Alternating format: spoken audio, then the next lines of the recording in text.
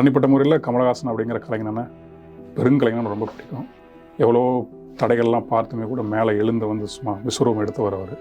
உச்சபட்சமான வரவேற்பு தெரியும். ஏன்னா அதில் மணிரத்னம் சார் இருக்கார், அவரும் கமல் சாரும் ரொம்ப வருடங்களுக்கு பிறகு இணைகிறாங்க. அது ஒன்றே மக்கள்கிட்ட போய் சேர்ந்துருச்சு. கூட ஏஆர் ரகுமான் ஒரு பெரிய மனிதன் ஒருத்தர் இருக்கார். இது ஒன்றே வந்து மக்கள் மத்தியில் பயங்கர இது. ஆமாம், எனக்கு ப்ளஸ்ஸாக இருந்தது வந்து அந்த பழைய நாயகன் தான். ஏன்னா ரொம்ப நாளைக்கு அப்புறம் எடுக்கக்கூடிய படங்கிறதுனால எந்த வகையிலும் வெளியே கசிஞ்சிடக்கூடாதுங்கிறது ஒன்று. எனக்கு அதுலேயே போதுமானது இருந்தது. கமல் சாருக்கான ஒரு பாட்டு தான், ஒரு ஹீரோவுக்காக எழுதக்கூடிய ஒரு பாடல் தான் இது. ஆனா அது பாடுறது வந்து ஒரு ஃபீமேலா இருக்கிறாங்க, அதுல ஒரு காதல் இருக்கு. இது எப்படி சார் ஒரு ஹீரோயிசத்தோட ஒரு காதலையும் சேர்த்து எழுதுறதுங்கிறதுலாம் ஒரு பெரிய சேலஞ்ச் இல்லையா? ஒரு பெண் ஒரு ஆணை பார்த்து நீ ஹீரோன்னு சொன்னா தான் ஹீரோ எனக்கு தெரிஞ்சு. மற்றபடி யார் சொன்னாலுமே அவன் ஹீரோ கிடையாது. அப்படி இந்த கதையில அந்த பெண்ணுக்கு அவன் மிகப்பெரிய ஹீரோவா இருக்கான். அது இங்கே சக்திவேலுங்கிற கதாபாத்திரம் இல்லைன்னா கூட அன்புக்காக ஏங்குற ரெண்டு பெண்களுடைய மனநிலை தான் ரெண்டு பாட்டு அப்படிதான் அமைஞ்சது. சார் சொன்னதும் அதுதான். அது எவ்வளோ தூரம் வந்து சொற்களில் வெளிப்படுதோ அவ்வளோ தூரம் அந்த வலி கடத்தப்படுங்கிறது தான். வணக்கம், நான் அஜய் சக்தி. நம்ம கூட பாடலாசிரியர் திரு கார்த்திக் நேதா அவர்கள் இன்னைக்கு நம்ம ஷோல இருக்கிறாங்க. இதை பத்தி அப்படின்னா உங்களுக்கு ஆப்வியஸ்லி தெரிஞ்சிருக்கும். தக் லைஃப் இன்னைக்கு ட்ரெண்ட்ல இருக்கக்கூடிய ஒரு விஷயம்னா தக் லைஃப். அதுல 2 பாடல்கள் எழுதியிருக்காங்க. ஸோ கார்த்திக் நேதா அவர்கள் அந்த 2 பாடல்களுக்கு முன்னாடியே பல வெற்றி பாடல்கள் கொடுத்திருக்காங்க. அதை பத்தியும் நம்ம இன்னைக்கு பேச போறோம். அவருடைய அந்த பயணம் அண்ட் தக் லைஃப்ல அவருடைய அந்த ஒரு பார்ட்டிசிபேஷன், இது எல்லாமே நம்ம கூட ஷேர் பண்ணிக்கிறதுக்காக இன்னைக்கு நம்ம கூட இருக்கிறாங்க. வணக்கம், எப்படி இருக்கீங்க? மேம் ரொம்ப வணக்கம், ரொம்ப நல்லா இருக்கேன். ஓகே, உங்களுடைய நிறைய பாடல்கள், இன்ஃபேக்ட் சொல்லணும்னா உங்களுடைய கவிதை புத்தகங்கள், இது எல்லாமே வந்து அமேசிங்கா இருக்கு. நானா உங்ககிட்ட பேசிட்டு இருக்கும்போது சொன்ன மாதிரி இந்த வார்த்தைகள்லாம் எனக்கு பயங்கர பிரமிப்பை ஏற்படுத்துது. கார்த்திக் நேதா பாக்குறதுக்கு இவ்வளவு எளிமையா இருக்காரு, ஆனா வார்த்தையெல்லாம் பயங்கர பணக்காரத்தனமான வார்த்தையா இருக்கே அப்படிங்கிற மாதிரி ரொம்ப ரிச்சான வார்த்தைகளா இருக்கு, செறிவான வார்த்தைகளா இருக்கு அப்படின்னு நான் பயங்கரமா வியந்திருக்கேன். இன்னைக்கு தான் உங்களை சந்திக்கிறதுக்கான ஒரு வாய்ப்பும் கிடைச்சது, அதுல ரொம்ப சந்தோஷம். எனக்கும் மகிழ்ச்சி மேம், உங்களை நேரில் பார்க்கறது. என்னோட கவிதைகளை பற்றியும் நீங்கள் பகிர்ந்துக்கிறது இன்னும் மகிழ்ச்சி தான். கவிதை தான் என்னோட முகம், இன்னொரு முகம் தான் பாடல், அதனால மகிழ்ச்சி மேம். ஓகே, இப்போ தக் லைஃப் அப்படிங்கிறது உங்களுக்கு ஒரு இந்த ஒரு கிட்டத்தட்ட ஒரு 2 வாரமாகவே அதை பற்றி தான் உங்கள்கிட்ட எல்லாருமே பேசியிருப்பாங்க, கேட்டிருப்பாங்க. அது ஒரு 2 முக்கியமான பாடல் நீங்கள் எழுதியிருக்கீங்க. இவ்வளோ ஓவர்வெல்மிங்காக இருக்கும் அந்த ரெஸ்பான்ஸுங்கிறது முதலே நீங்கள் எதிர்பார்த்ததுனா? இந்த பாடல்களுக்கு உச்சபட்சமான வரவேற்பு தெரியும். ஏன்னா அதில் மணிரத்னம் சார் இருக்காரு, அவரும் கமல் சாரும் ரொம்ப வருடங்களுக்கு பிறகு இணைகிறாங்க. அது ஒன்றே மக்கள்கிட்ட போய் சேர்ந்துருச்சு. கூட ஏஆர் ரகுமான் ஒரு பெரிய மனிதன் ஒருத்தர் இருக்காரு. இது ஒன்றே வந்து மக்கள் மத்தியில் பயங்கர இது. அதனாலேயே அந்த பாடல்கள் நல்லா வரும் அப்படிங்கிறது எல்லாத்துக்கும் எனக்கும் அப்படிதான். ஆனால் நான் உள்ள வருவேன், நான் எழுதுவேங்கிறதுலாம் அப்போ நினைக்கல. வந்து நல்லபடியாக பண்ணியிருக்கோன்னு தான் நினைக்கிறேன். அவங்களோட ரெஸ்பான்ஸ்லாம் பார்க்கும்போது நிச்சயமா சரியாக பண்ணியிருக்கோன்னு.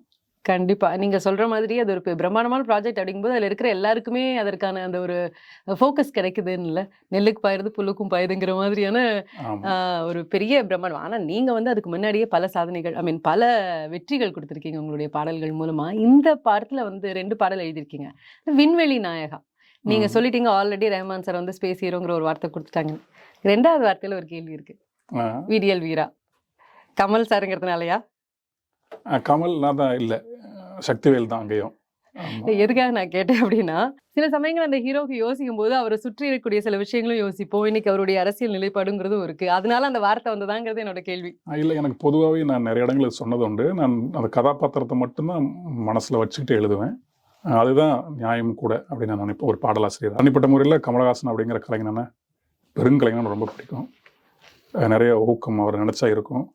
எவ்வளோ தடைகள்லாம் பார்த்துமே கூட மேலே எழுந்து வந்து சும்மா விஸ்வரூபம் எடுத்து வரவர்.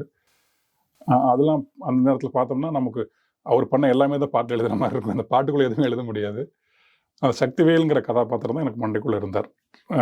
சக்திவேலுங்கிற அந்த நாயகன் படத்தில் எவ்வளோ போராட்டங்களுக்கு பிறகு தானே ஒரு மக்களின் தலைவனாக வந்து நின்னா. அந்த படத்தில் அரசோட பார்வையில் ஒரு கேங்ஸ்டர், ஒரு தக்காக இருந்தாலுமே அந்த படத்தில் சக்திவேல்ன்றவர் பெரும் போராட்டங்களுக்கு பிறகு ஒரு மக்கள் இனத்தினுடைய தலைவனாக வந்து நின்றுப்பார். அந்த ஒரு பார்வையில் தான் விடியல் வீராங்கிறது வந்தது. அவர் விடியல் வீரன் தான் அந்த படத்தில். இந்த படத்துலையும் அப்படிதான் இருப்பார் அப்படின்னு நான் நினைக்கிறேன். எனக்கு ஸோ உங்களுக்கு அந்த மாதிரி பாடல் எழுதணும்னு சொல்லும்போது அந்த சிச்சுவேஷன் சொல்லுவாங்க தானே சார், இதுதான் சிச்சுவேஷன் அப்படின்னு. அப்போ ஓரளவுக்கு வந்து இதுவாக தான் இருக்கணும், இந்த படத்தோட ஃப்ளோ இப்படி தான் இருக்கணுங்கிற ஒரு யூகம் உங்களுக்கு வந்திருக்கும் இல்லையா? நான் அது என்னன்னு கேட்க வரல, பட் சொல்கிறேன், நான் இந்த படத்தோட ஃப்ளோ இப்படி தான் இருக்கும், இதோட கதை இப்படி தான் கொண்டு போகிறாங்க அப்படிங்கிற ஒரு அளவுக்கான ஒரு யூகம் உங்களுக்கு இருந்திருக்கும். அதை முன்ன பின்ன யோசிச்சு தானே இந்த வார்த்தைகள்லாம் எழுதுவீங்க இல்லையா? ஆமா, எனக்கு ப்ளஸ்ஸாக இருந்தது வந்து அந்த பழைய நாயகன் தான். ஓ அப்படி.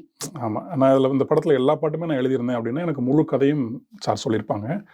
நான் 2 பாடல் தான் அப்படிங்கிறதுனால அந்த அந்த சுச்சுவேஷன் மட்டும் தான் சொன்னாங்க. ஏன்னா ரொம்ப நாளைக்கு அப்புறம் எடுக்கக்கூடிய படங்கிறதுனால எந்த வகையிலும் வெளியே கசிஞ்சிடக்கூடாதுங்கிறது ஒன்று. எனக்கு அதுலேயே போதுமானது இருந்தது. கமல் சாருக்கான ஒரு பாட்டு தான். ஒரு ஹீரோவுக்காக எழுதக்கூடிய ஒரு பாடல் தான் இது. ஆனா அது பாடுறது வந்து ஒரு ஃபீமேலா இருக்கிறாங்க. அதுல ஒரு காதல் இருக்கு. இது எப்படி சார் ஒரு ஹீரோயிசத்தோட ஒரு ஒரு காதலையும் சேர்த்து எழுதுறதுங்கிறதுலாம் ஒரு பெரிய சேலஞ்ச் இல்லையா? இல்லை, சேலஞ்ச் இல்லை. எனக்கு ஒரு ஆணை பார்த்து ஹீரோவை பார்க்குறது ரொம்ப கஷ்டம். ஓகே. ஒரு ஒரு ஹீரோ ஒரு பெண்ணுக்கு தான் இருக்க முடியும் இல்லையா? அடிப்படையிலேயே ஒரு பெண் ஒரு ஆணை பார்த்து நீ ஹீரோன்னு சொன்னாதான் அவன் ஹீரோ எனக்கு தெரிஞ்சு. மற்றபடி யார் சொன்னாலுமே அவன் ஹீரோ கிடையாது. அப்படி இந்த கதையில அந்த பெண்ணுக்கு அவன் மிகப்பெரிய ஹீரோவா இருக்கான். ஒரு மண்ணில் இருக்கிற நாயகனே இல்லை அவன். அந்த பொண்ணுக்கு அவன் பெண்ணிலேருந்து இறக்குமதி ஆனவன் தான் அவன். அதனால ஒரு பெண்ணால தான் இந்த மாதிரியான ஒரு சூப்பர் ஹீரோவை அவ்வளோ அழகாக வர்ணிக்கவும் முடியும்னு நான் நினைக்கிறேன். கரெக்ட். ஆனா எனக்கு என்ன தோணுச்சுன்னா, நீங்க ஒரு ஆணுக்கு பாடல் எழுதும்போது பயன்படுத்தக்கூடிய வார்த்தைகளும், நீங்க அதுவே ஒரு பெண் பாடுறாங்கும் போது அந்த வார்த்தைகள்ல வந்து இன்னும் கொஞ்சம் ஒரு நளினமோ இல்லைன்னா இன்னும் கொஞ்சம் ஒரு கிரேஸோ சேர்க்கணும் அப்படிங்கிற மாதிரியான ஒரு விஷயம் இருக்கு இல்லையா? அது இருக்கு. ஆமா, அது முழுமையா பார்க்கணும். ஆமா, ஏன்னா நான் அடிப்படையில் நம்புறது நம்ம ஒவ்வொருத்தருக்குள்ளேயுமே ஒரு பெண்மை இருக்கா, ஒரு ஆணுக்குள்ளேயும். அந்த பெண்மை விழிக்கணும். விழிச்சா நிறைய சிக்கல்லாம் தீர்ந்துரும்னு நினைக்கிறேன். அதனால இந்த பாடலுக்குள்ளேயும் அந்த பெண்மை வரணும்னு நினச்சது தான். ஓரளவுக்கு முயற்சி பண்ணியிருக்கேன். அது நீங்கள் சொல்கிறத பார்த்தா சரி நல்லதாக வந்திருக்கும் போல். நான் ரொம்ப வியக்கிறது தாமரை அக்கா மாதிரியான பாடல்கள், உமாதேவியோட பாடல்கள், அப்போது பழைய பாடல்கள் நிறைய பெண்கள் எழுதியிருக்காங்க. கண்டிப்பாக. இதெல்லாம் பார்க்கும்போது ஒரு பெண்ணாக இருந்து ஒரு பாடல் ஒரு ஆண் எழுதுறதுங்கிறது முழுமையாக வருமானு தெரியல. ஆனால் பாவிக்க முடியும்னு சொல்லுவோம் இல்லையா? இலக்கியம்ங்கிறதே எழுதுறதுங்கிறதே எம்பத்தி தான். அந்த பாவனைக்குள்ளே போய் ஊடுருவி நிற்கிறது தான். அதில் எவ்வளோ தூரம் நம்ம அப்படி ஊடுருவி நிற்கிறோமோ அவ்வளோ தூரம் பெண்ணாகவும் மாற முடியுங்கிறது தான். அப்படி தான் இதில் அந்த கதாபாத்திரமாக ஓரளவுக்கு எழுத முடிஞ்சதுன்னு நினைக்கிறேன். ஓகே. அப்போ அதில் எந்த வார்த்தைகள் உங்களுக்கு வந்து ஓகே இந்த வார்த்தை இப்போ இது வந்து பெண் பாடுறாங்க, இது கொஞ்சம் கூட ஸ்ட்ராங்காக இருக்கும், அப்போ இன்னும் கொஞ்சம் நளினப்படுத்தலாம் அப்படின்னு மாற்றின வார்த்தைகள் ஏதாவது இருக்கா? சரணத்தில் முழுக்கவே அந்த மெட்டுமே ஒரு பெண் பாடுற மாதிரியான மெட்டாவே இருக்காது. அது எல்லாமே அது நிறைய எழுதுனது. அதில் மணிசார் தான் வந்து இந்த அருவினி மௌனம் நீங்கிறது நல்லாயிருக்கும். ஏன்னா அந்த முரண் பெண்களுக்கு பிடிக்குங்கிறது ஒன்று இல்லையா? ஒரு ஆண்கிட்ட இருக்கிற அந்த முரண், உள் முரணே சில நேரங்கள் பெண்களுக்கு ரொம்ப பிடிச்சிரும். அதனால் அந்த பாடல் சரணம் முழுக்கவே அந்த முரணாவே தான் இருக்கும். நீ அருவினி மௌனம் நீ, கவனம் நீ, சலனம் நீ புரிஞ்சுக்க முடியாத ஒருத்தன் நீ, அதான் எனக்கு பிடிக்குது அப்படிங்கிறது தான். அது அந்த ஐடியா மட்டும் எடுத்துட்டு அப்படியே எழுதணும் தான். ஓகே. பொதுவாக சொல்லுவாங்க பெண்களுடைய மனசு தான் புரிஞ்சிக்கவே முடியாது அப்படின்னு சொல்லிட்டு. பட் நீங்கள் சொல்றது பார்த்தா ஒரு பெண்ணுக்கு ஆணினுடைய மனதை புரிஞ்சிக்கவே முடியல, ஆனால் அதனால எனக்கு ஒன்று பிடிச்சிருக்கு அப்படிங்கிற மாதிரியான ஒரு விஷயமா அதில் இருக்கு. இந்த பாட்டு அண்ட் அடுத்த பாட்டு 5 வண்ண பூவே. ஆப்வியஸ்லி 5 வண்ணம் எதெல்லாம் என்ன கலர்? நீங்க சொன்னீங்க பஞ்சபூதங்களா இருக்கலாம், அது 5ஆக வரக்கூடிய எதுவாக இருக்கலாம் அப்படின்னு. பட் அதை வண்ணம்னு சொல்லும்போது ஏதாவது அதுக்கு ஸ்பெசிஃபிக் வண்ணம் கொடுக்க முடியுமா? நம்ம வண்ணம்ங்கிறது வந்து அதுவும் கூட ஒரு பாவனை நம்ம எடுத்துக்கலாம். ஓகே. என்ற வண்ணம் சொன்னான், ஓ அந்த மாதிரியான வண்ணம் அப்படின்னு நீங்க எடுத்துக்கலாம். இது அப்படி நேரடியாக வண்ணம்னு எடுத்துக்க வேண்டியதில்லை. முன்னாடி நான் சொன்ன மாதிரி 5 பூதங்களால் ஆன ஒருவன் அப்படின்னு எடுத்துக்கலாம். அல்லது என்னோட 5 புலன்களுக்கும் ஆன ஒரு மலர் அப்படின்னு எடுத்துக்கலாம். இல்லைன்னா என்னோட 5 புலன்களால் உருவாக்கப்பட்ட ஒரு மலர்னு ஒரு தாய் சொல்லலாம். அப்படின்னு எப்படி வேணால் எடுத்துக்கலாம். அது ஒரு மெட்டஃபராக வரணுங்கிறது தான் என்னோட ஆசை. அது எழுதும்போது அது தோணலை. எழுதி வந்ததுக்கப்புறம் சரியான வார்த்தையாக இருக்கும் அப்படின்னு அப்புறம் மணிசார் தான் அதை பிக் பண்ணி முதல் வார்த்தையை வச்சாங்க. ஓகே. இந்த பாடலுக்கு உங்களுக்கு கொடுக்கப்பட்ட சிச்சுவேஷன் என்ன சார்? ஒன்று தான். ஒரு தாய்ங்கிற ஒரு பர்சனை கூட அவர் சொல்லலை மணிசார். ஒரு தாய்மையின் குரலாக இருக்கலாம்னு தான் சொன்னார். ஒரு மதர்லி வாய்ஸ் இருக்கலாம். மதர்லி வாய்ஸ் வந்து உன்னோட மகனை பார்த்து பாடலாம், அவ்வளோதான். இவ்வளோ சிம்பிள் தான் அவர் சொன்னது. அதுக்குள்ளே நீங்கள் என்னென்ன சொல்ல முடியுமோ அதை சொல்லுங்கள் கார்த்திக். அந்த லாங்கிங் இருக்கணும். அவர் ஸ்ட்ரெஸ் பண்ணி சொன்ன வார்த்தை லாங்கிங். இந்த ஏக்கம் வந்து ரொம்ப ஆழமாக வரியில் வெளிப்படணும். தாய்ங்கிறதுனால நல்ல ஒரு எளிய வார்த்தைகள் போடுங்க, ரொம்ப ரொம்ப லிட்டரரியாக போயிட வேண்டாம்னு சொன்னார். ஓகே. எனக்கு நான் அந்த பாடல் வரிகளை படிக்கும்போது எனக்கு வேற ஒரு விஷயமா நான் அர்த்தம் பண்ணிக்கிட்டேன். ஆனால் அதை நான் உங்ககிட்ட கேட்குறேன், அதுதான் அதுக்கூட மீனிங்கானு. போகிற வழியில் வெடிவாசம் வீசும்னு நீங்கள் போட்டிருந்தீங்க. யூஸ்வலாக வெடிவாசம் வந்து போகிற வழியில் வீசும் அப்படின்னா நம்ம யூஸ்வலாக எதுக்காக அந்த வெடி போட்டு கொண்டு போகிறது அப்படிங்கிறது நமக்கு தெரியும். அதுதான் அதில் மீன் பண்ணப்பட்டிருக்கா? இல்லாத தாய் இல்லை, ஆனால் அந்த தாய் வந்து விட்டுட்டு போகிறேன் நான் உன்னை, இதுக்கெல்லாம் நீ என்னடா பண்ண போற அப்படின்னு கேட்குற மாதிரியான ஒரு குரலாக தான் எனக்கு அந்த பாட்டு தெரிஞ்சது. அப்படித்தானே அந்த பாட்டு?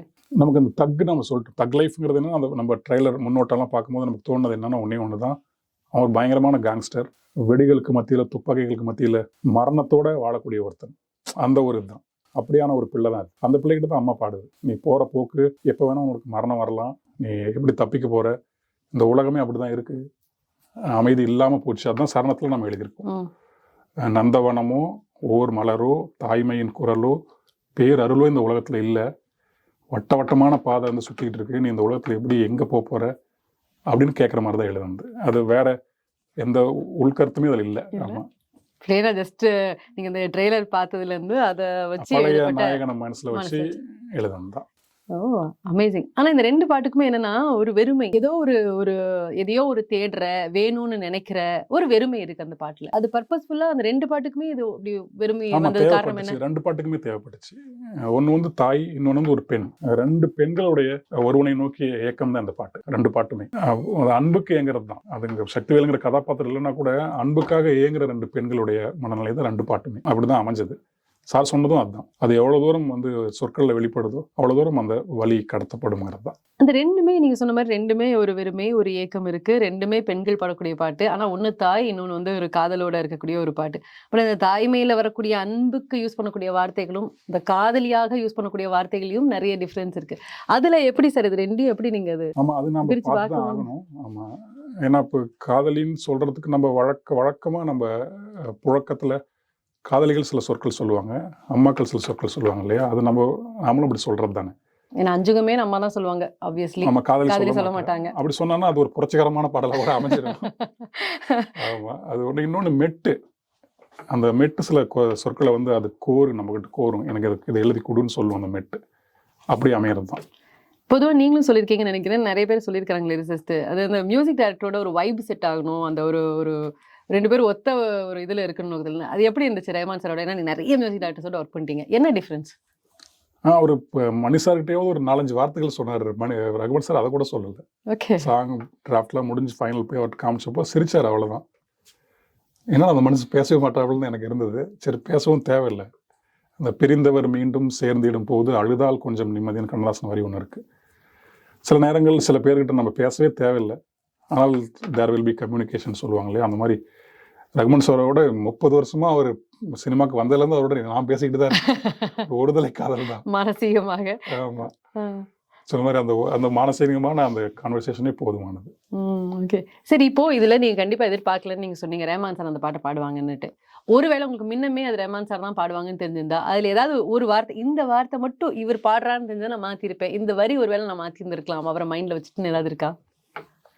எனக்கு என்னன்னா, இப்போ அந்த ஒரு சில சொற்கள், அந்த வெளிச்சம்ங்கிற சொல்லம் ரஹ்மான் சாரோட வாய்ஸில் கேட்கும்போது அது வெளிச்சமாகவே இருக்கும், ஒரு சொல்ல இருக்காது. அது அந்த இந்த படத்தில் தாமரையக்கா வரிகளில் விண்ணை தாண்டி வருவாயால் தொலைதூரத்தில் வெளிச்சம்னு ஒரு தொலைதூரத்தில் வெளிச்சம் நீ, அந்த வெளிச்சம் ஒரு சொல்லும் போது இல்லை, அது சொல்லான வெளிச்சமா இல்லாமல் அது ஒரு செயலான வெளிச்சமாகவே இருக்கும். வெளிச்சம் தெரியும். அப்படி ரஹ்மான் சார் தான் பாட போறாருன்னா அந்த வெளிச்சத்தை எங்கேயான கொண்டு வந்திருப்பேன். நான் சில சொற்கள் அவர் சொல்லும் போது அவ்வளோ அழகா இருக்கும். அதே மாதிரி தான் யுவன் சங்கர் ராஜாவும் இளையராஜா எம்எஸ்வி அவர்கள் பாடும்போது, இப்படி ஒவ்வொருத்தரும் பாடும்போது அந்த ஒரு சில சொற்கள், ஒருவேளை அந்த சொற்கள் அவங்களுக்கு பொசஷனாக கூட இருக்கலாம். இந்த வெளிச்சம்ங்கிற வார்த்தை நிச்சயமா வந்திருக்கும். ரஹ்மான் சார் பாடியிருந்தார், ஏதாவது பண்ணி நான் அதை கொண்டு வந்திருப்பேன். இதுலையுமே அஞ்சுங்கிற வார்த்தை அவருக்காகவே எழுதப்பட்ட மாதிரி தான் இருக்கு. ஆனால் அவர் பாடுவார்னு தெரியாது. 2 பேருமே, சார்லதா மேமும் அந்த அஞ்சுங்கிற இடத்துல அழகா அந்த இஞ்சு அழகா சொல்லி, ரஹ்மான் சார் அழகா அஞ்சுங்கிறத சொல்லியிருந்தார். நீங்க ஒரு பாடல் ஆசிரியராக ஒரு ஒரு வார்த்தையை நீங்க அதை கோர்க்கும் போது நீங்க பார்த்து கோர்க்குறீங்க, அதை பாடுறவங்களும் சில சமயங்கள்ல அதை வாங்கி அந்த அர்த்தத்தை பாடணுமே அப்படிங்கிற ஒரு டென்ஷன் உங்களுக்கு எப்பயும் இருக்கும்ல சார்? இருக்கும். அந்த மாதிரி நீங்க சந்தோஷப்பட்ட தருணங்கள், சில வார்த்தையெல்லாம் நான் எதிர்பார்த்தேன், இது இப்படி பண்ணா நல்லா இருக்குமே, நான் எதிர்பார்த்தேன், எனக்கு ரொம்ப மனநிறைவு கொடுத்துருக்குன்னு, இந்த பாடல்களும் மற்ற பாடல்களும்? எனக்கு அந்த சுடரி பாட்டில் சித்து ரொம்ப அழகா பாடியிருந்தாப்புல. நம்ம அந்த இந்த இடத்துல இப்படி பண்ண நல்லா இருக்கும் நம்ம நினைச்சிட்டு தான் எழுதுவோம். அது அழகா நான் எப்படி நினைச்சேன்னு நான் எதுவுமே சொல்லவே இல்லை அவர்கிட்ட. அவர் பாட்டு பாடிட்டு இருந்தாரு, அழகா பாடினார். அப்படி இப்போ ஒரு தக் லைஃப்க்கு முன்னாடி பன் பட்டர் ஜாம்னு ஒரு படத்துல ஒரு பாட்டு வெளியாக இருந்தது. அதனால தானே பாட்டு தான் ஒரு பாட்டு. ஒரு பேரு தயா சம்திங் ஒரு பாடல் ஒன்று வந்திருக்கு. ஆமா நம்ம தான் இருக்கு ரேடியோ பார்ட்னர். அப்படியா?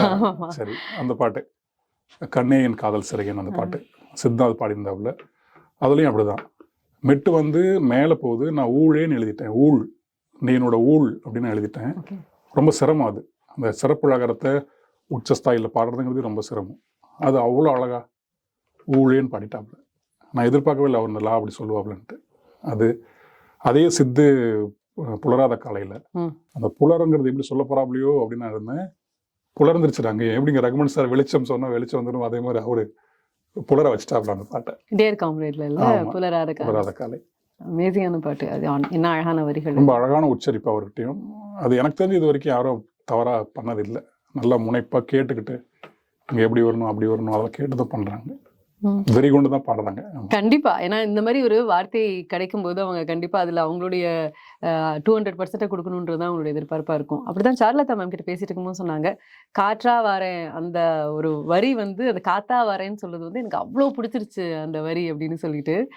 அதுவும் அதனால தான் நான் அது எனக்கு என்னையே அறியாம அந்த நான் பாடின மாதிரியான விஷயங்கள் வந்தது அப்படின்னு சொல்லிட்டு. அந்த வரிகள் பத்தி சொல்லணும்னா உங்ககிட்ட இது வரைக்கும் நான் சொல்ல நினைக்கிறேன் யார்ட்டையுமே. நான் முதல் எழுதியிருந்தப்போ காத்தா வாரேன் மூச்சா வாரேன் ஏங்காத தான் எழுதியிருந்தேன். மணி சார் தான் அந்த மூச்சாங்கிறது ஒரு மாதிரி கான்டெம்பரரியாக வர மாதிரி இருக்கு. அது நிறைய பேருக்கு தப்பாக கூட அர்த்தம் பண்ணிக்கலாம் மூச்சாங்கிறத. ஏன்னா குழந்தைங்களாம் மூச்சா போகிறேன்னு சொல்கிற மாதிரி ஆயிரும்னு அவர் ஃபீல் பண்ணிட்டாரு. சார் சொன்னார். அப்புறம் நான் என்னென்னமோ எழுதி பார்த்தேன். ஒரு கட்டத்தில் வந்து காத்தா காப்பா போட்டுக்கலாமா அவரே கேட்டார். சார் போதும் சார் அப்படின்னு சொல்லியாச்சு. அந்த ஒரு சொல் வழங்கியவர் மணி சார். ஓகே, அது ரொம்ப நல்லாவும் இருந்துச்சு. காப்புங்கிறது நான் ப்ரொடெக்ஷனா வரங்கிறது இருக்கு இல்லையா, அது இன்னும் நெருக்கமான சுச்சுவேஷனுக்கு. ஆமா, அது இப்போ சொல்லணும்னு தோணுச்சு. காத்தா வாரேன் காப்பா வாரேன் ஏங்காது. அமேசிங். ஆமா, இந்த மாதிரி சமயத்துல ஒரு டீமா ஒர்க் பண்ணும்போது சில மேஜிக்ஸ்லாம் நடக்கும்ல, அந்த மாதிரி நடந்த சில மேஜிக்ஸ் ஃப்ரம் எனி மூவி நீங்க ஒர்க் பண்ண மூவிஸ்ல? நிறைய நடந்திருக்கு. இதுலயுமே கூட நிறைய நடந்திருக்கு. இதுல இந்த அனாதிங்கிற சொல்லுக்கான பொருள் என்னன்னு ரகுமன் சார் கேட்டாரு. எங்கடா இந்த காதலி என்கிட்ட பேசாதான் நம்ம நினைச்சிட்டு இருக்கும்போது ரெக்கார்டிங் நடந்துகிட்டே இருக்கு, திரும்பி அனாதினா என்ன அப்படின்னாரு. நான் பதறி போய் நம்மகிட்டே பேசிட்டாரு அப்படின்னு. அனாதினா முடியாத ஒன்று, தொடக்கமும் முடிவும் இல்லாத ஒன்று சார் அப்படின்னு. ஆதி அந்தம் இல்லாதவா. நம்ம தமிழ்ல அந்தாதி சொல்லுவோம். அந்தாதி கரெக்ட். தொடக்கமும் கிடையாது முடிவு, பெரும்பாலும் இறைவனுக்கு அப்படி சொல்லுவோம். நம்ம அந்தாதிங்கிறது நம்ம இலக்கண வகையிலேயே உண்டு. அப்படி இலக்கியங்களே நம்ம எதுல தொடங்குதோ அதுலயே முடியும், எதுல முடியுதோ அதுலயே தொடங்கும். அது நான் ஸ்டாப், அது ஒரு முடிவிலி, இன்ஃபினிட்டி. அதுதான் சமஸ்கிருதத்துல அனாதி. ஆமா, அனாதி காலம் அப்படின்னு சொன்னாங்கன்னா முடிவே அற்ற காலம்னு அர்த்தம். அது நான் ரகுமன் சார்ட்ட சொன்ன பிறகு அந்த அனாதிங்கிற சொல் என்ன பொருள் தருதோ அந்த மாதிரி பாட வச்சிருப்பாரு. நீங்க கேட்டீங்கன்னா தெரியும், அனாதின்னு தான் பாட வச்சிருப்பாரு. அது முடியாம போய் முடியும் அந்த இடம் மட்டும். அந்த மாதிரி அவர் சொற்கள் என்ன பொருள் தருதோ அதுக்கேற்ற மாதிரி குரல்லையும் மாறுதல் வரணும்னு நினைப்பாரு. நினைச்சாரு, நான் பார்த்தேன் அதை. அது உங்களுக்கு இன்னுமே ஹாப்பியா இருந்திருக்கும். இது முடிவில்லாத பாட்டு தான் போல. மேபி இந்த பந்தம் கூட உங்களுக்கு அடுத்தடுத்து தொடர்ந்து வருமா இருக்கும். அது இது ஒரு ரொம்ப மகிழ்ச்சி எனக்கு. டெஃபினட்டா அதுக்கான வாய்ப்புகள் நிறைய. அண்ட் இப்போ இந்த மேஜிக்ஸ் பத்தி பேசும்போது வேற என்னென்ன விஷயங்கள் சார் இந்த படத்துல மத்தவங்க எழுதின பாடல்களை நீங்க ரசிங்க? ஏன்னா எல்லா பாட்டுமே ஹிட்டு. அதுல உங்களுக்கு மத்த பாடலாசிரியர் சிவானந்தன் எழுதியிருக்கிறாரு. ஸோ உங்களுக்கு அதுல பிடித்த வரிகள்? எனக்கு அந்த சுகர் பேபி பாட்டுல ரேப் போர்ஷன்ஸ், இங்கிலீஷ் போர்ஷன்ஸ்லாம் எக்ஸ்ட்ராடினரி இருந்துச்சு வரிகள். நான் பாட்டை கேட்ட உடனே சிவா சார் பொம்பளை சார் இது சார் எழுதுனாங்க, சுபாங்கிறது ஆம்பளையா பொம்பளையா சார், இல்லை அவங்க வேற நிலையா இறை நிலையா, அவங்க அருமையா இருந்துச்சு. அது தமிழ் படத்தை நான் பார்க்கும்போது I am married to the game and I am going to win அப்படின்லாம் அதில் வரும். நான் இந்த ஆட்டத்தை நான் கல்யாணம் பண்ணிக்கிட்டேன், அந்த ஆட்டத்தில் நான் தான் ஜெயிப்பேன்னு இருக்குது இல்லையா, அதுதான் எனக்கும் சொன்ன மாதிரி தான் இருந்தது. அந்த வரிகள் எனக்கு அந்த ரேப் போர்ஷன் முழுக்கவே ரொம்ப அழகாக இருந்தது. அதே மாதிரி விண்வெளி நாயகால வந்த ரேப் போர்ஷன்ஸு, பிரசாந்த்னு ஒருத்தர், அந்த வரிகளுமே.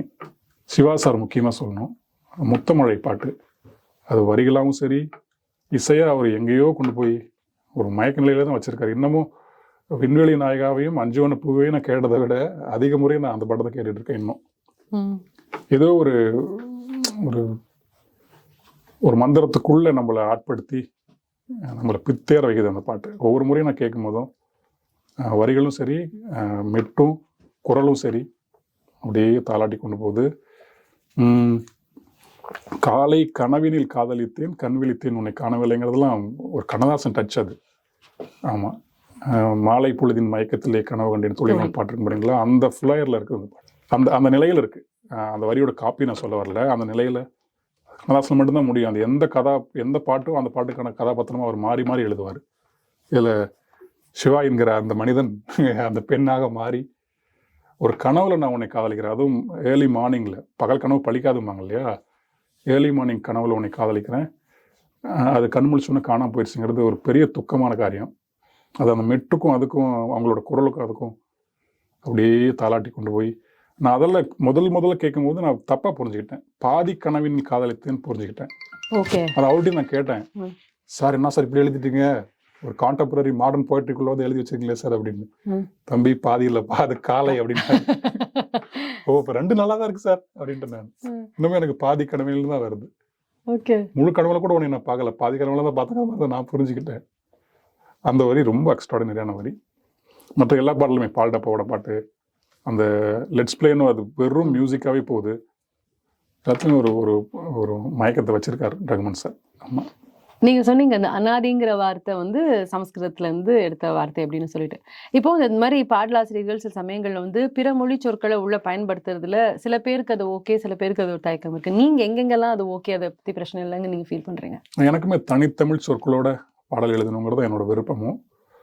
ஆனால் தனித்தமிழ் சொற்கள் வந்து எல்லா பாட்டுக்குமே பொருந்துதானே, பொருந்த மாட்டேங்குது. அது கதையும் அதுக்கு இடம் கொடுக்கறது இல்லை. இன்னொன்று பாடல் வியாபாரம்னு ஒரு இடத்துல இருக்கிறதுனால இது நான் மட்டும் தனியாக அதில் இல்லை. இது வியாபாரமாகவும் இருக்கணும், மக்களுக்கு புரிஞ்ச மொழியிலும் இருக்கணும். அப்படிங்கிறதுனால சில நேரங்கள் என்னை அறியாமல் சமஸ்கிருதம் வந்துடும், இங்கிலீஷ் வந்துடும்.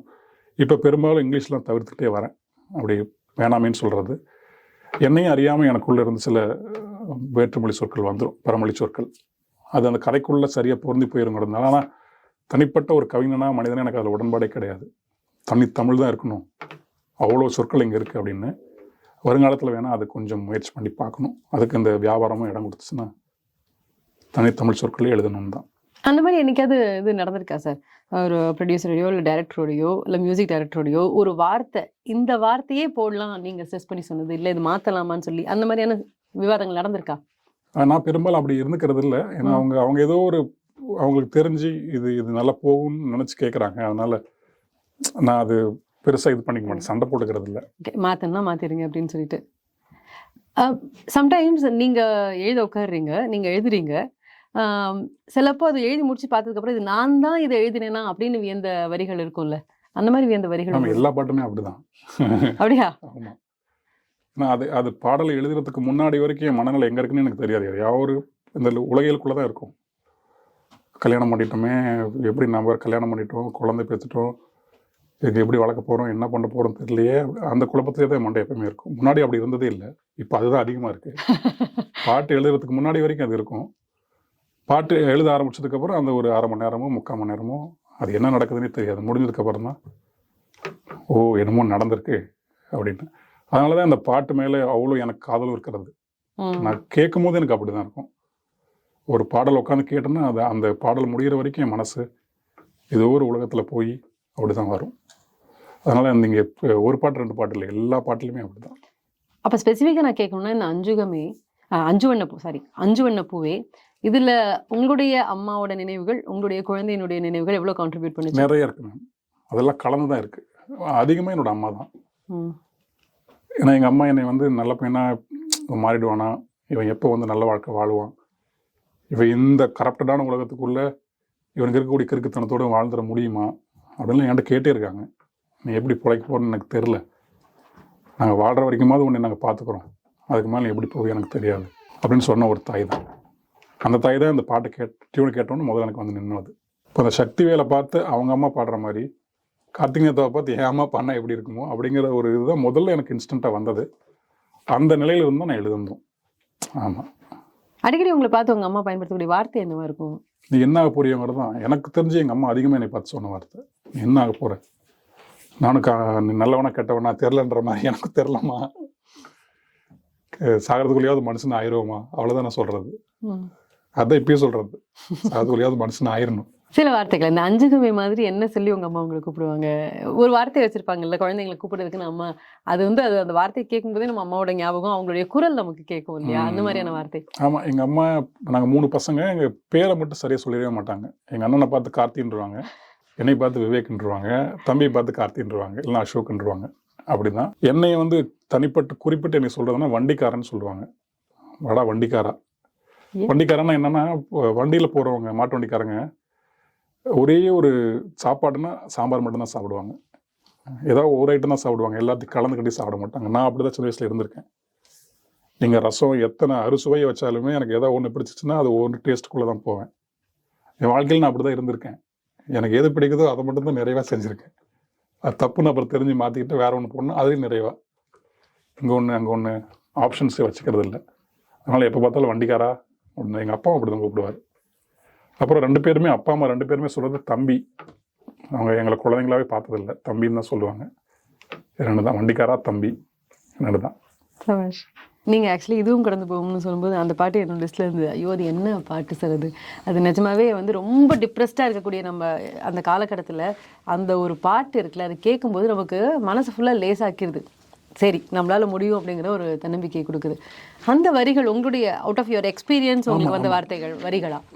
அந்த பாடல் எழுதும்போது நடந்த விஷயங்கள் ஏதாவது ஞாபகம் இருக்கா உங்களுக்கு? அது கொரோனா டைம் மேம், அதனால் எங்கேயுமே வெளியே போக முடியல. விக்னேஸ்வரன் ஒன்று தான் சொன்னார், இந்த எதுவும் கடந்து போகும் தான் கான்செப்ட் பாட்டுக்கு. படத்துக்குள்ளே இந்த பொண்ணு இப்படி இருப்பாங்க, நீங்கள் அதை எழுதணும்னு அவசியம் கிடையாது, பொதுவாக ஒரு ஹோப் சாங்காக இருக்கலாம் அப்படின்ட்டாரு.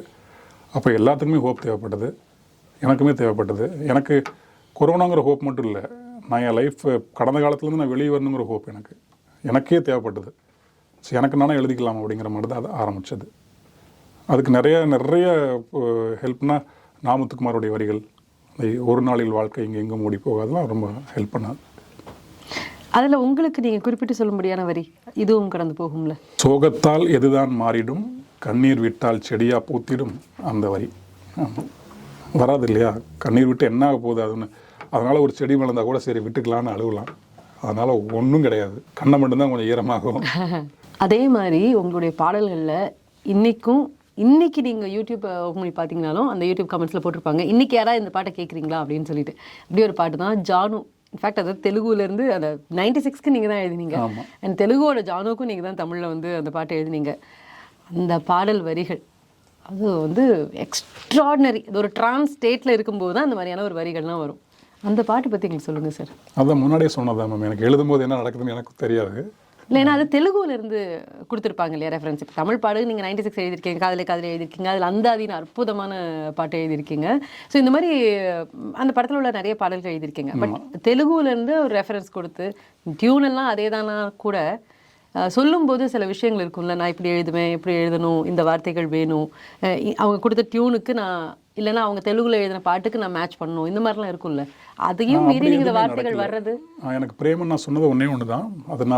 அது என்னை பற்றி நானே புகழ்ந்துற மாதிரி இருக்குன்னு யார்ட்டும் சொல்லிக்கிறது இல்லை. பிரேமன் நான் சொன்னது என்னென்னா, நம்ம 96 பாடல் கொண்டு போய் அங்கே சீதாராம் சாஸ்திரிகள்னு ஒருத்தர், நம்ம வாலி ஐயா மாதிரி ஒரு கவிஞர் அவர் தான் அந்த பாட்டு எழுதினார் அங்கே தெலுங்குல.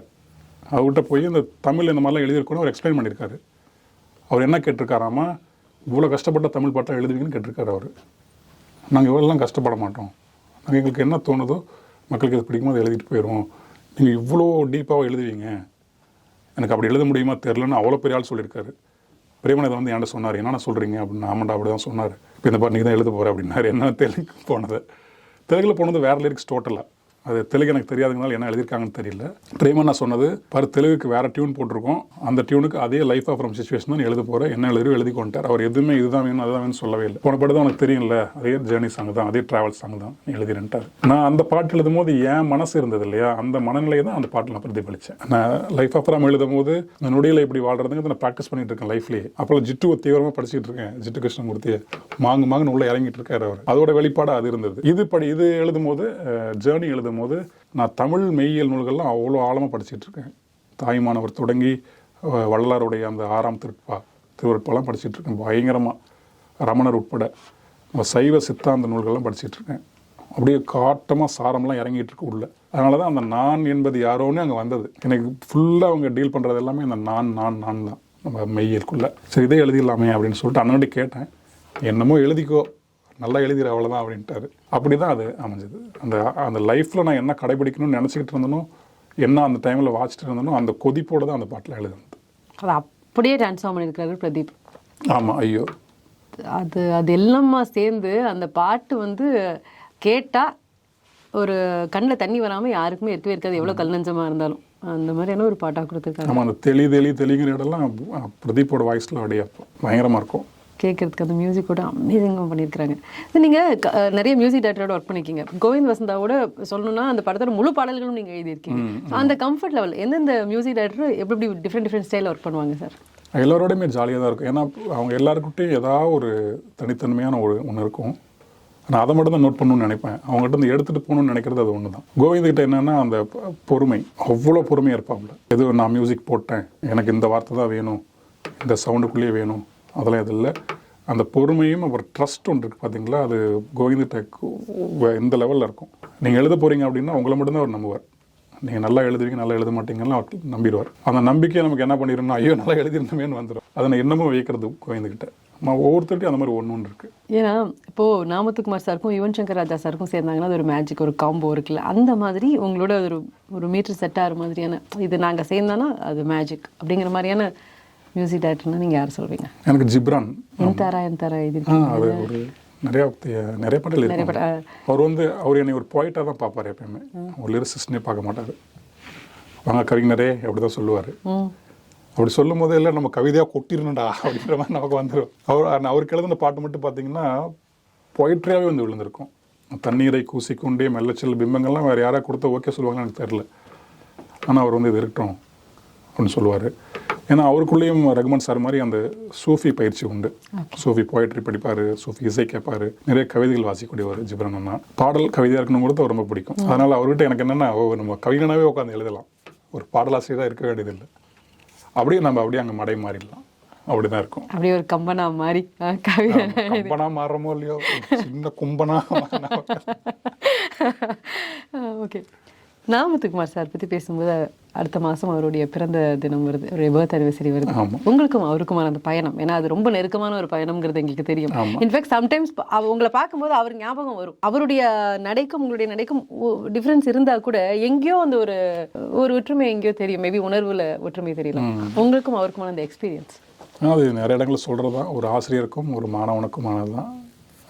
பாரதியை பற்றி சொல்லும் போது, பாரதியாக புதுச்சேரிக்குள்ளே போனான், ஆனால் வெளியே வரும்போது அவன் பாரதி இல்லை அப்படின்னு சொல்லுவாங்க. அங்கே வேறு மாதிரி ஆகி புரட்சியாளனே வெளியே வந்தான்னு சொல்லுவாங்க. அதே மாதிரி தான் எனக்கு முத்துவை பார்க்குற வரைக்கும் நான் ஒரு மனநிலையில் இருந்தேன். முத்துவோட பழக ஆரம்பித்து அவர்கிட்ட நிறைய கற்றுக்கிட்டு அவர் அன்பையும் வாங்கிட்டு வெளியே வரும்போது நான் ஒரு வேறு மனிதனாக தான் வந்தேன். அது சிம்பிளாக சொல்லணும்னா அப்படி தான் சொல்லணும். அவர் எதுவுமே வலின்னு அட்வைஸ் பண்ணுற மாதிரி உட்கார வச்சு கட்டி போட்டுலாம் எதுவும் சொல்ல மாட்டார். இதை பண்ணு அதை பண்ணுன்னு சொல்ல மாட்டார். அவர் ஒன்று செஞ்சுட்டு இருப்பார். நம்ம அதை புத்தி இருந்ததுன்னா அதை பார்த்து நம்ம கற்றுக்க வேண்டியது தான். அப்படி தான் அவர்கிட்ட நிறைய நான் கற்றுக்கிட்டது. இன்னொன்று, அவருக்கு நான் மற்ற அவருடைய உதவியாளர்கள் மாதிரி முறைப்படியான உதவியாளனும் கிடையாது. ஒரு அவார்ட் ஃபங்க்ஷனில் அவரை பார்த்தோம், ஒரு நாள் ஆஃபீஸ்க்கு வந்தார், போனோம், அப்படியே நம்மளை அவர் கூட வச்சுக்கிட்டாரு. நமக்கு எப்போ தோணுதோ அப்போ போய்க்கலாம், வந்துக்கலாம். மற்ற அவங்களோட உதவியாளர்கள் எல்லாமே ஒரு நாள் முழுக்க அங்கே இருப்பாங்க. நான் அப்படி இல்லை. அன்னைக்கு வரலாமான்னா நானே கேட்கலாம், சரி வா கார்த்தி அப்படிம்பாரு. இல்லைன்னா அவர் சில நாள் ஒரு 6 மணிக்கு 7 மணிக்கு காலையெல்லாம் கூப்பிட்டுருவார். அப்படி தான். அப்படி அவர்கிட்ட கற்றுக்கிட்டது ஏராளம் இருக்குது. அது எல்லாமே லைஃப்க்கும் எனக்கு பயன்படுதுப்போ, முக்கியமாக பாட்டு எழுதுறதுக்கு ரொம்ப பயன்படுது. இந்த எளிமை அவர்கிட்ட தான் நிறையா பார்த்தது. கண்ணதாசன்கிட்ட பார்த்துருந்தாலுமே ஒரு பாடலை, ஒரு உணர்வை ஒரு 90% மக்களுக்கு இருக்கிற லாங்குவேஜோடு எப்படி கடத்துறதுங்கிறது அவர்கிட்ட தான் நான் கற்றுக்கிட்டு வரேன். இன்னமும் கற்றுக்கிட்டே இருக்கேன். ஆமாம். அவருடைய பாடல்கள் எடுத்து பார்க்கும்போது உங்களுக்கு அவருடைய பாடல்களில் ரொம்ப பிடிச்ச ஒரு 5 பாடல்னா என்னென்ன சொல்வீங்க? ஏன்? எனக்கு உருகுதை மருகுதை சரணம் ரொம்ப பிடிக்கும். அந்த கதைக்குள்ளே இருக்கிற அந்த முருகேசன் மாதிரி தான் ஒரு வகையில் நானும் கூட. சேலத்தில் எங்கேயோ ஒரு இடத்துல பிறந்துட்டு இங்கே அது எனக்கு இருக்கிற இந்த நவீன சூழலில் எல்லாமே பொருள் மயமாக மாறிட்டு இருக்கிற இடத்துல எப்படி வாழ போகிறதுன்னு தெரியாமல் குழம்பிக்கிட்டு இருக்கோம் இல்லையா? அப்படி ஒரு மனநிலை தான் அந்த படத்தில் அது இருப்பாப்புல. அவன் வாழ்க்கையில் ஒரு பெண் வருவா. அந்த பெண் மேலே அவனுக்கு கட்டுக்கடங்காத ஒரு பக்தியே இருக்கும். அது காதல்னு கூட சொல்ல முடியாது. அந்த பொண்ணு மேலே அவனுக்கு பக்தி இருக்கும். அதை பாட்டாக எழுதணுங்கிறது இருக்கு இல்லையா? அதில் ஊரை விட்டு எங்கேயோ வேறு இருந்து நிற்கிறேன், கூடு தந்த கிளி பெண்ணி உன்னால் தான் வாழுறங்கிற இடம் கேட்கும்போது தான் காலையாச்சு வரும். அப்போ அந்த லாங்குவேஜெலாம் சொல்ல முடியும். அதனால் அந்த பாட்டு பிடிக்கும். அந்த என்னோடய வாழ்க்கையோட நெருக்கமாக தொடர்பாக இருக்கிறது அந்த பாட்டு ஒன்று. நினைத்து பார்த்து அது சோக வெர்ஷனு. மகிழ்ச்சியாக பாடுறதை விட அது வரிகள்லாம் ஐயோ, அது எந்த ஒரு கவிஞனோ இல்லை வேற ஒரு நிலையிலேருந்து ஒருத்தர் எழுதுகிற மாதிரியே அந்த வரிகள்லாம் இருக்காது. ஒரு படிப்பறிவே இல்லாத அறகுறையாக அந்த வாழ்க்கையை பற்றி புரிஞ்சுக்கிட்டு ஒருத்தன் என்ன வகையில் சிந்திப்பானோ அப்படி தான் இருக்கும். அமர்ந்து பேசும் மரங்களின் நிழலும் உன்னை கேட்கும் எப்படி சொல்வேன்லாம் கேட்டிருப்பாரு. அப்படி தானே உண்மை. மரணம் உன்னை தூக்கிட்டு போயிடுச்சு. நம்ம அன்றாடம் போய் வந்த இடங்கள் எல்லாமே போகும்போது உன் ஞாபகம் வருது. அதெல்லாம் என்னை கேட்டுச்சுன்னா என்ன நான் சொல்கிறது, என்கிட்ட என்ன பதில் இருக்குன்னு கேட்குறது இருக்கு இல்லையா? அது இந்த மரணத்தை பார்த்து கேட்குற கேள்வி தான். அதுவுமே அதே மாதிரி தான். அது சொன்னால் சொல்லிகிட்டே போகலாம். அப்புறம் ஒரு நாளில் வாழ்க்கை இங்கே எங்கே ஓடி போகாது. அந்த பாடல் முழுக்க வாழ்க்கை இப்படி தான், வாழ்க்கை ரொம்ப கேவலமானது தான், அதை நம்மளை இப்படி தான் பண்ணும், நம்மளை சித்திரவதை பண்ணும், ஆனாலும் நம்ம வாழலான்னு சொல்கிற அந்த ஹோப் இருக்கு இல்லையா, அதை அவ்வளோ அழகாக ஒவ்வொரு வரியிலுமே சொல்லியிருப்பார். இன்னொன்று, நீ உன்னை ரொம்ப ஆழமாக நம்புன்னு இருக்கு. அது அவர் லைஃப்லேயே அது நம்பினது அப்படி தான். அவரும் தன்னோட தனிப்பட்ட வாழ்க்கையில் நிறைய துரோகங்களை பார்த்தவர். கண்ணு முன்னாடியே நிறைய பேர் அவர் ஏமாற்றிட்டு போயிருக்காங்க. அதெல்லாம் பார்த்தவர் தான் அவர். அங்கேருந்து அவர் எழுதுகிறாரு இந்த பாட்டை. இருட்டில் நீ நடக்கும்போது உன் நிழல் கூட வராதுங்கிறது இருக்கு இல்லையா, அந்த ஆழமான ஒரு படிமம். அது உண்மை தானே. வெளிச்சத்தில் நடக்கும்போது நம்ம கூட நிழல், அது நம்மளோட நிழலாக இருந்தாலும் நம்ம கூட வரும். நம்ம இருட்டுக்குள்ளே போயிட்டோம்னா அதுவும் நமக்கு சொன்ன இல்லைங்கிறது இருக்கு இல்லையா, அதை நீ புரிஞ்சுக்கிட்டு இந்த வாழ்க்கையை வாழ் அப்படிங்கிற அது ஒரு பாட்டாகவே எனக்கு தெரியல. அந்த வரியை நல்லா ஆழமாக யோசிச்சு பார்த்தா ஆமாம் அதுதான் உண்மை இல்லை அப்படின்னு தோணுது. Amazing amazing. ஆனால் எதுவாக இருந்தாலும் எந்த ஒரு உணர்வில் நீங்கள் ஒரு விஷயத்தை வெளிப்படுத்துறதா இருந்தாலும், அது கோவமோ இல்லை எதுவும், காதல் அப்படிங்கிறத ஒரு மைய புள்ளியாகவே இருக்குல்ல, அது மூலமாக தான் வருதோ எல்லாமே.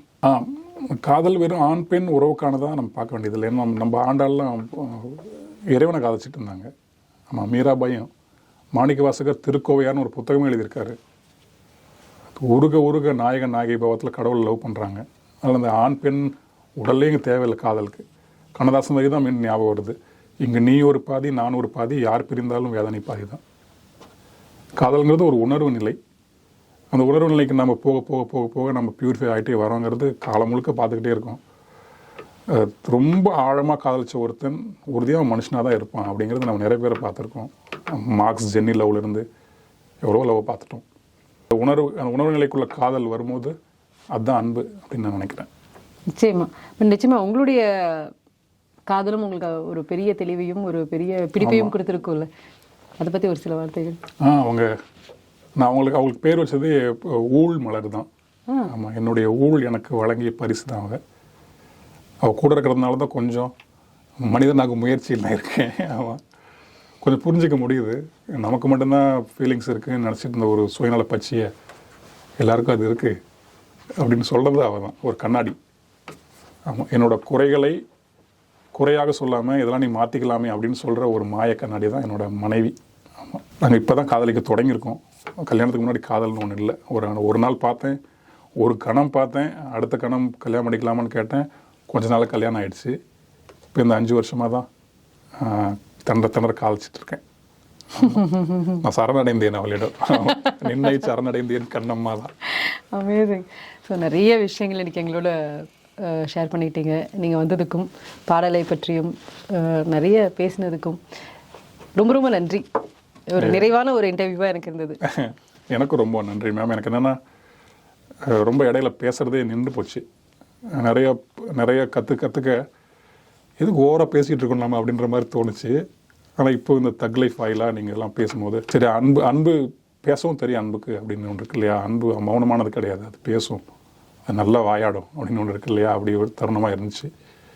இதன் வாயிலாக உங்களையும் பார்த்தது ரொம்ப மகிழ்ச்சி மேம். எனக்கும் ரொம்ப ரொம்ப நன்றி. ரொம்ப நன்றி மேம். இதே மாதிரி இன்னும் நிறைய கண்டென்ட்டை என்ஜாய் பண்ண சப்ஸ்கிரைப் பண்ணுங்க ரேடியோ சிட்டி தமிழ்.